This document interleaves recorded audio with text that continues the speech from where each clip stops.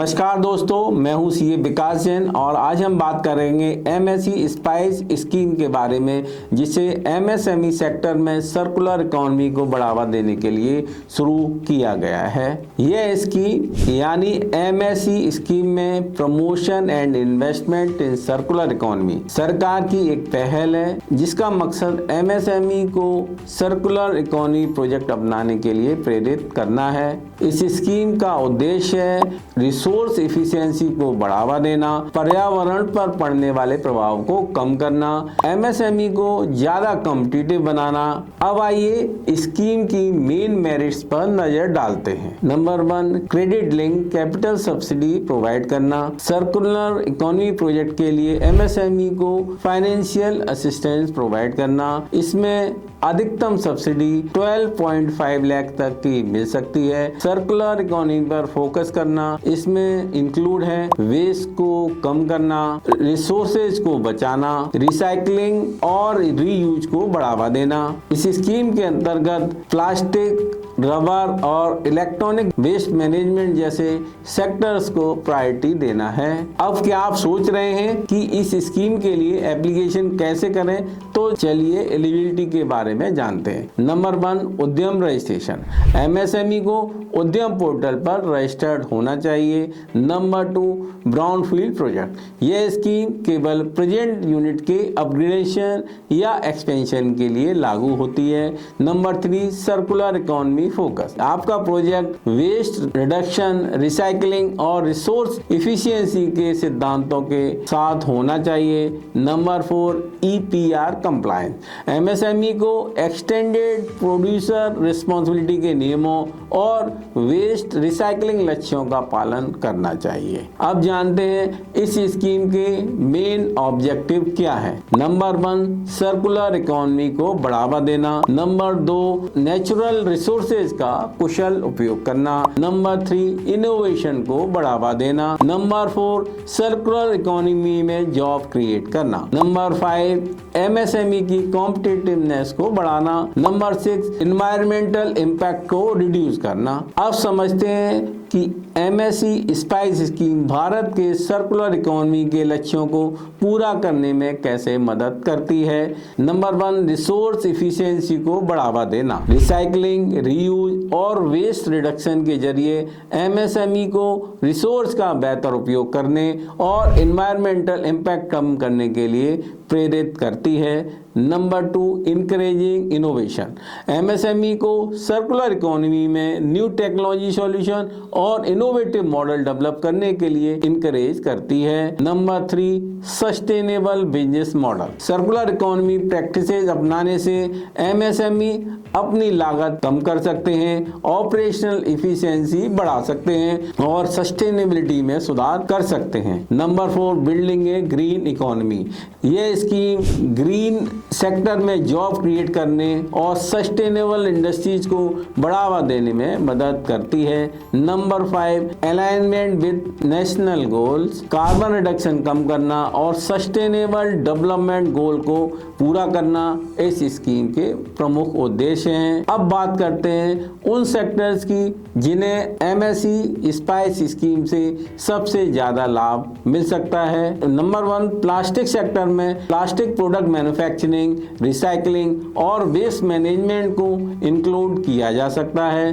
Number 2, rubber sector में tyre recycling और rubber product manufacturing में इस स्कीम का फायदा लिया जा सकता है। नंबर 3, इलेक्ट्रॉनिक सेक्टर में ई वेस्ट रिसाइकलिंग और इलेक्ट्रॉनिक डिवाइस की रिफर्बिशिंग को कंसीडर किया जा सकता है। नंबर 4, टेक्सटाइल सेक्टर में टेक्सटाइल रिसाइकलिंग, अपसाइकलिंग और सस्टेनेबल प्रोडक्शन को इंक्लूड किया जा सकता है। नंबर 5, पेपर और पल्प सेक्टर में पेपर रिसाइकलिंग और रिसाइकिल्ड प्रोडक्ट मैन्युफैक्चरिंग को इंक्लूड किया जा सकता है। नंबर 6, मेटल सेक्टर में मेटल रिसाइकलिंग और वेस्ट से प्रीशियस मेटल की रिकवरी को इंक्लूड किया जा सकता है। नंबर 7, कंस्ट्रक्शन और डिमोलिशन सेक्टर में कंस्ट्रक्शन वेस्ट मैनेजमेंट और मटेरियल रीयूज के प्रोजेक्ट में इस स्कीम का फायदा लिया जा सकता है। नंबर 8, फूड एंड एग्रीकल्चर में फूड वेस्ट रिडक्शन,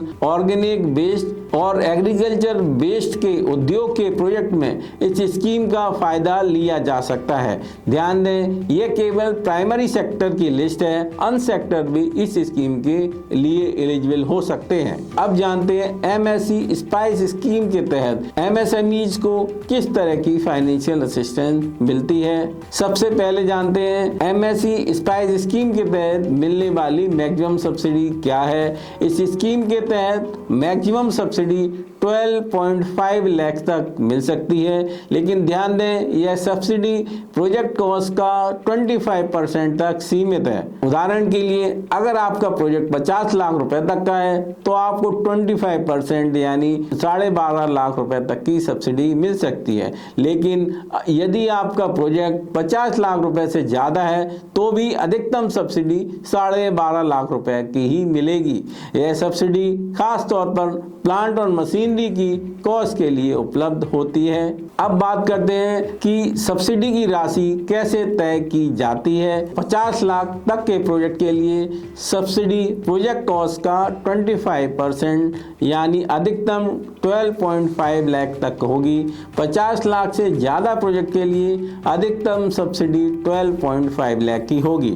ध्यान दें, यह सब्सिडी केवल सर्कुलर इकोनॉमी प्रोजेक्ट में इस्तेमाल होने वाले प्लांट और मशीनरी पर ही लागू होती है। अब जानते हैं एमएसई स्पाइस स्कीम के तहत सब्सिडी पाने के लिए एमएसएमई को क्या प्रोसीजर फॉलो करना होगा। नंबर 1, पार्टिसिपेटिंग फाइनेंशियल इंस्टीट्यूशन का सिलेक्शन करें। सबसे पहले एक ऐसा बैंक या फाइनेंशियल इंस्टीट्यूशन चुने जो इस स्कीम में भाग ले रहा हो। नंबर 2, प्रोजेक्ट प्रपोजल तैयार करें। अपने प्रोजेक्ट का पूरा विवरण तैयार करें। प्रोजेक्ट कॉस्ट क्या होगी ये डिसाइड करें। टेक्नोलॉजी कौन सी यूज करने वाले हैं ये आपको बताना होगा। प्रोजेक्ट से मिलने वाले बेनिफिट को प्रॉपर तरीके से बताना होगा। फाइनेंशियल प्रोजेक्शन भी सबमिट करनी होंगी। Number 3, submit the application. Project proposal और रिक्वायर्ड डॉक्यूमेंट को सिलेक्टेड फाइनेंशियल इंस्टीट्यूशन को सबमिट करें। बैंक प्रोजेक्ट की वैलिडिटी और सब्सिडी के लिए एलिजिबिलिटी की जांच करेगा। नंबर 4, लोन अप्रूवल और डिसबर्समेंट। प्रोजेक्ट मंजूर होने पर बैंक लोन अप्रूव करेगा और एमएसई को डिस्ट्रीब्यूट करेगा। Number 5, claim and disbursement of the subsidy. Bank subsidy के लिए नोडल एजेंसी आमतौर पर सब्सिडी को आवेदन करेगा। नोडल एजेंसी सब्सिडी अप्रूव होने पर बैंक को सब्सिडी अमाउंट भेजेगी। बैंक सब्सिडी अमाउंट एमएसई के लोन अकाउंट में ट्रांसफर करेगा। अब जानते हैं कि इस स्कीम के तहत लोन की पेमेंट टर्म्स क्या होंगी। लोन का अधिकतम रिपेमेंट टेन्योर 7 साल का हो सकता है। इसमें 2 साल तक का मोरेटोरियम पीरियड भी शामिल हो सकता है। इंटरेस्ट रेट मार्केट लिंक होता है जो बैंक के रूल पर निर्भर करता है। रिपेमेंट शेड्यूल लोन एग्रीमेंट के आधार पर तय होगा।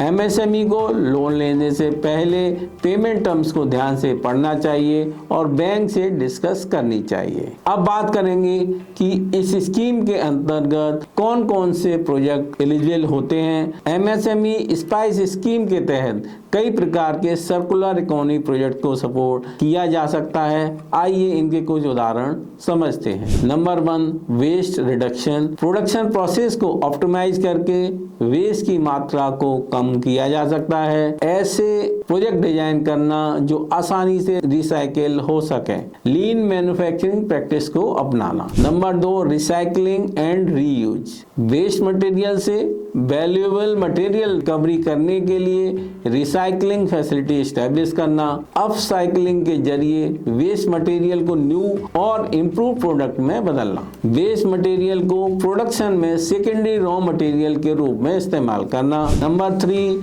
Resource recovery. Waste waste to energy technology develop करना, इंडस्ट्रियल वेस्ट मेटल, केमिकल्स और मिनरल जैसे वैल्यूएबल चीजें रिकवर करना। Number 4, product life cycle extension, repair refurbish services के जरिए प्रोडक्ट की लाइफ को बढ़ाया जा सकता है। प्रोडक्ट टेक बैक और रिसाइकलिंग प्रोग्राम शुरू करना, ऐसे प्रोडक्ट डिजाइन करना जो आसानी से डिसअसेंबल्ड और रिसाइकिल हो सकें। प्रोजेक्ट एलिजिबिलिटी के लिए एमएसई को स्कीम की गाइडलाइन को ध्यान से पढ़ना चाहिए और रिलेटेड ऑफिसर से एडवाइस करनी चाहिए। अब समझते हैं कि एमएसई सर्कुलर इकोनॉमी के अवसर कैसे पहचान सकते हैं। अब जानते हैं कि एमएसई अपने ऑपरेशनल में सर्कुलर इकोनॉमी के अवसरों की पहचान कैसे कर सकते हैं। नंबर 1, रिसोर्सेज और वेस्ट स्ट्रीम का इन्वेंटरी करें। अपने प्रोडक्शन और सप्लाई चेन में उपयोग होने वाले रॉ मटेरियल और उत्पन्न होने वाले वेस्ट का एनालिसिस करें। नंबर 2, रीयूज, रिसाइकलिंग और रिकवरी का वैल्यूएशन करें।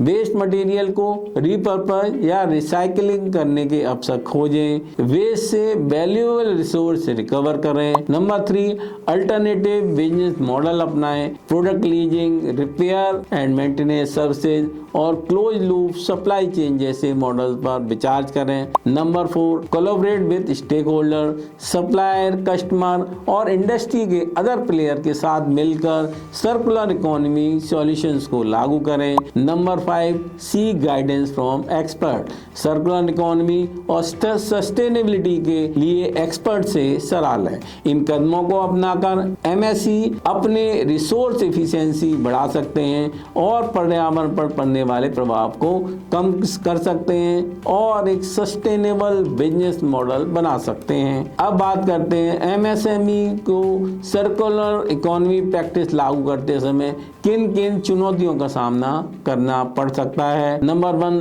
Lack of financial resources. MSME के पास नई टेक्नोलॉजी या इंफ्रास्ट्रक्चर में निवेश करने के लिए सीमित बजट होता है। Number 2, lack of awareness and information. Circular economy practices के बेनिफिट्स और अपॉर्चुनिटी के बारे में जानकारी की कमी होती है। Number 3, technical complexity. Circular economy solutions को लागू करना अक्सर तकनीकी रूप से जटिल होता है। Number 4, market barrier. Recycle material या प्रोडक्ट की लिमिटेड डिमांड होती है। इन सभी बातों को ध्यान में रखते हुए एमएसएमई अपने प्रोजेक्ट को सफल बना सकते हैं।